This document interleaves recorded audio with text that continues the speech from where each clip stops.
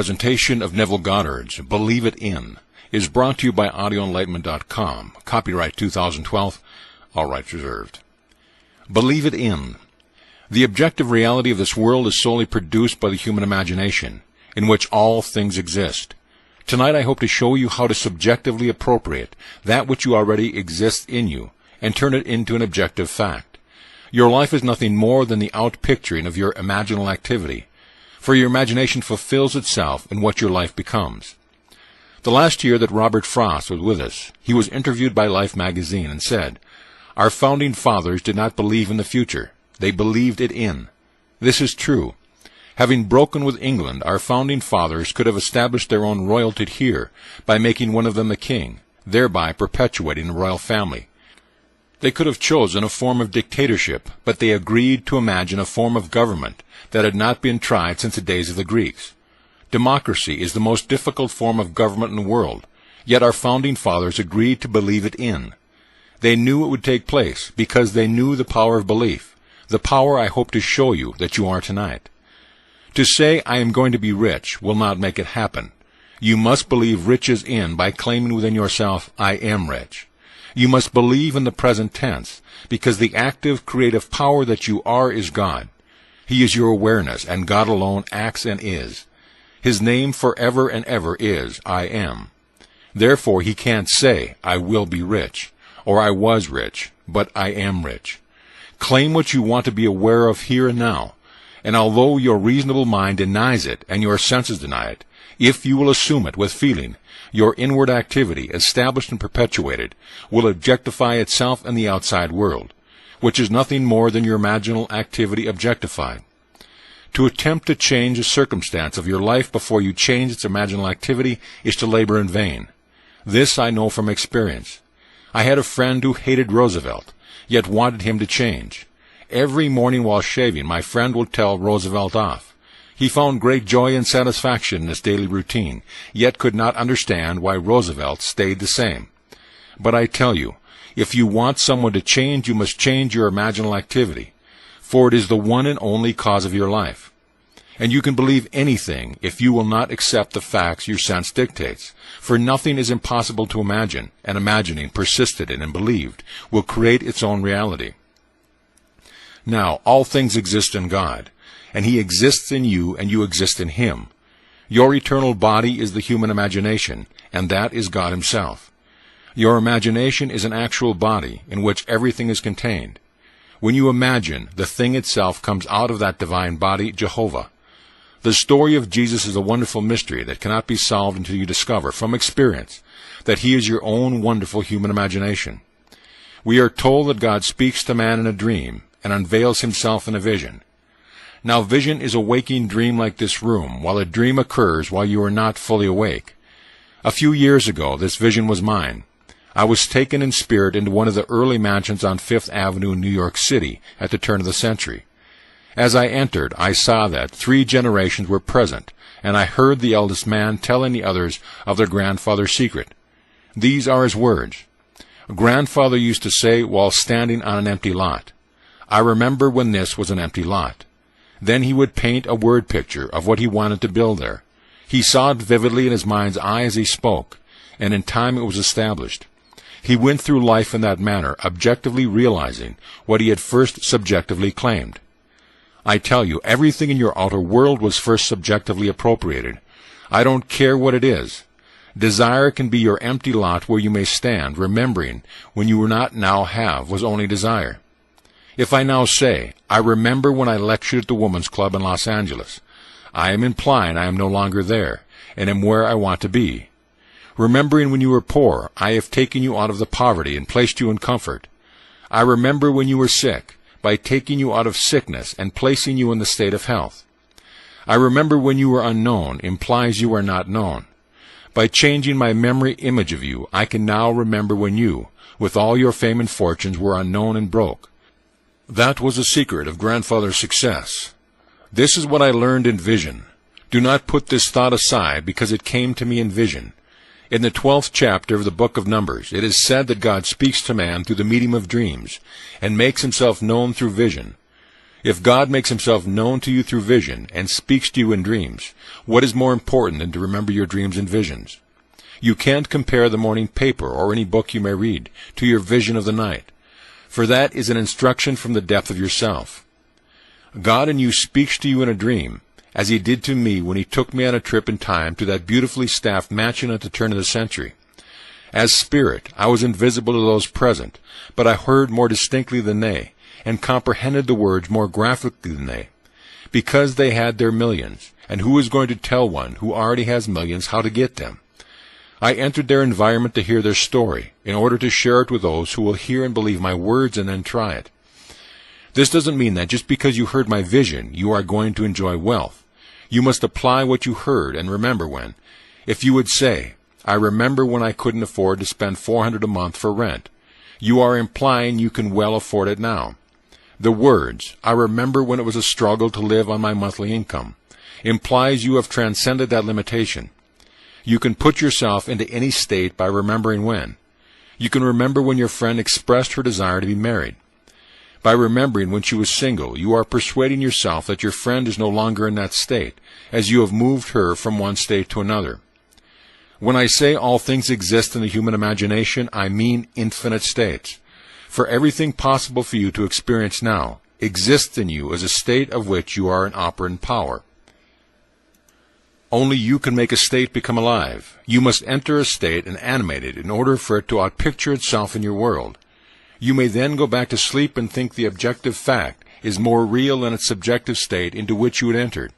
But may I tell you, all states exist in the imagination. When a state is entered subjectively, it becomes objective in your vegetative world, where it will wax and wane and disappear, but its eternal form will remain forever and can be reanimated and brought back into being through the seed of contemplative thought. So I tell you, the most creative thing in you is to enter a state and believe it into being. Now, causation is the assemblage of mental states, which occurring creates that which the assemblage implies. Let us say that I have two friends who would empathize with me, not sympathize, if they heard my good news. I put them together and listen, all in my imagination, as they talk about me and what has happened in my life. Being true friends, I hear their words of joy and see their happiness reflected on their faces. Then I will allow myself to become visible to them and feel their handshakes and embrace, as I accept their congratulations as a fact. Now I have assembled a mental state, which occurring created that which the assemblage implied. Therefore I am its cause. As I walk, firmly believing in the reality of what I have done, and that imaginal act becomes a fact, I may question myself as to how it came about. Then, remembering my imaginal act, I would say, I did it. If I did it, then did not God do it? Yes, because God and I are one. I am. Are you going to continue to believe there is another on the outside, or are you going to believe the great confession of faith, which I would urge you to accept? It's the great Shema. Hear, O Israel, the Lord of God, the Lord is one. If the Lord is one, he can't be two.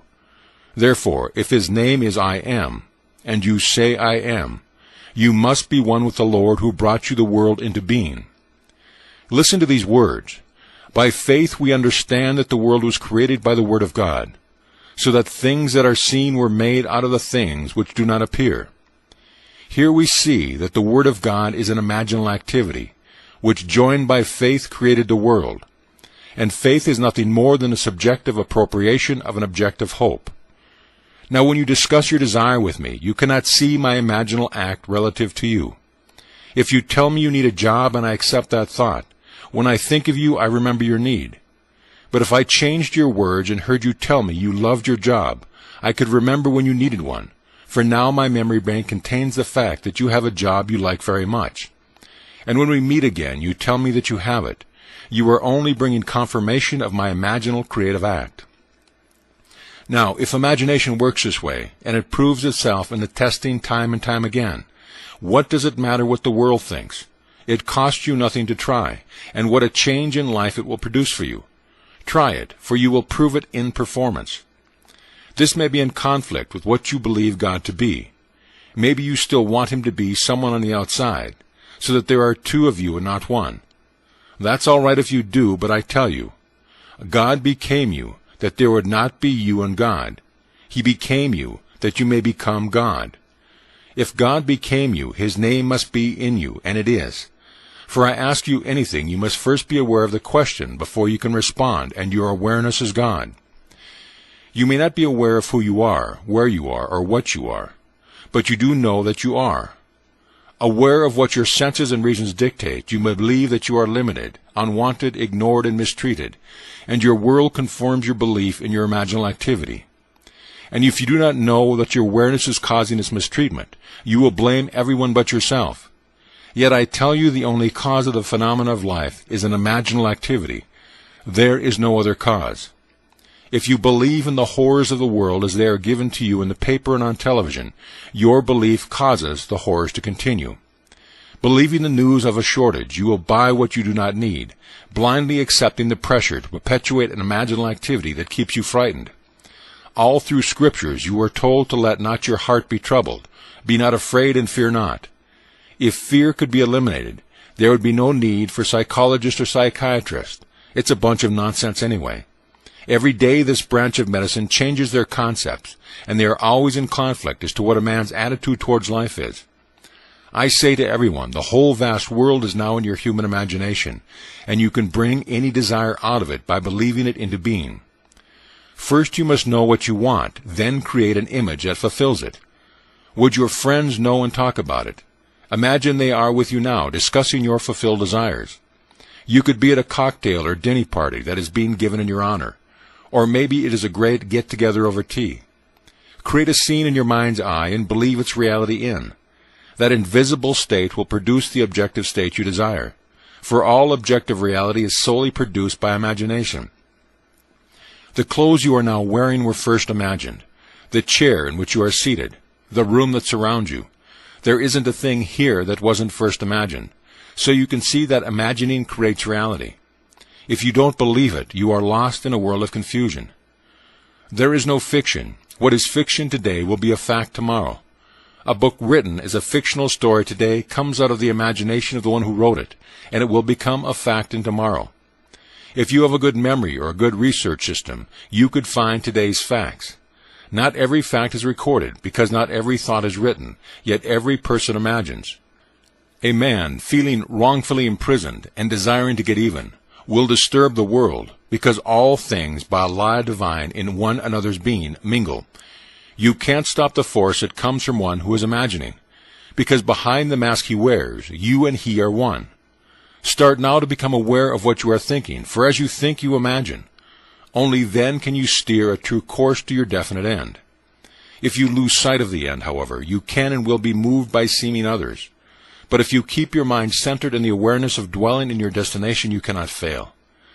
The end of your journey is where your journey begins. When you tell me what you want, do not try to tell me the means necessary to get it, because neither you nor I know them. Just tell me what you want, and I may hear you tell me that you have it. If you try to tell me how your desire is going to be fulfilled, I must first rub the thought out before I can replace it with what you want to be. Man insists on talking about his problems. He seems to enjoy recounting them and cannot believe that all he needs to do is state his desires clearly. If you believe that imagination creates reality, you will never allow yourself to dwell on your problems. For you will realize that as you do, you perpetuate them all the more. So I tell you, the greatest thing you can do is to believe a thing into existence, just as our founding fathers did. They had no current example of democracy. It existed in Greece centuries ago, but failed because the Greeks changed their imaginal activity. We could do that too. Don't think for 1 second we have to continue as a democracy. We could be under dictatorship within 24 hours, for everything is possible. If you like democracy, you must be constantly watchful to keep its concept alive within you. It is the most difficult form of government. A man can voice an opinion and stage a protest here, but in other forms of government he cannot. If you want to enjoy the freedom of a democracy, you must keep it alive by being aware of it. Now, if you keep this law, you don't have to broadcast what you want. You simply assume that you have it. For although your reasonable mind and outer senses deny it, if you persist in your assumption, your desire will become your reality. There is no limit to your power of belief, and all things are possible to him who believes. Just imagine what enormous power that is. You don't have to be nice, good, or wise, for anything is possible to you when you believe that what you are imagining is true. That is the way to success. I believe any man who has been successful in life's venture has lived as though he were successful. Living in that state, he can name those who aided him in achieving his success, and he may deny that he was always aware of success, but his awareness compelled the aid he received. To believe your desire into being is to exercise the wonderful creative power that you are. We are told in the very first Psalm, "Blessed is the man who delights in the law of the Lord. In all that he does, he prospers." This law, as explained in the Sermon on the Mount, is psychological. You have heard it said of old, "Thou shalt not commit adultery." But I say unto you, anyone who lusts after a woman has already committed the act of adultery with her in his heart. Here we discover that it is not enough to restrain the impulse on the outside. Adultery is committed the moment the desire is thought. Knowing what you want, gear yourself towards it, for the act was committed in the wanting. Faith must now be added, for without faith it is impossible to please God. Can you imagine a state and feel that your imaginal act is now a fact?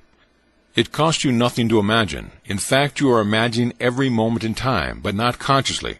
But may I tell you, if you use your creative power by imagining a desire is already fulfilled, when you get it, the circumstances will seem so natural that it will be easy to deny your imagination had anything to do with it.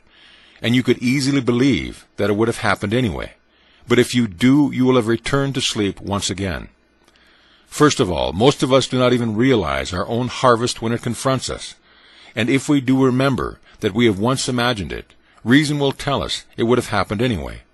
Reason will remind you that you met a man, seemingly by accident, at a cocktail party, who was interested in making money.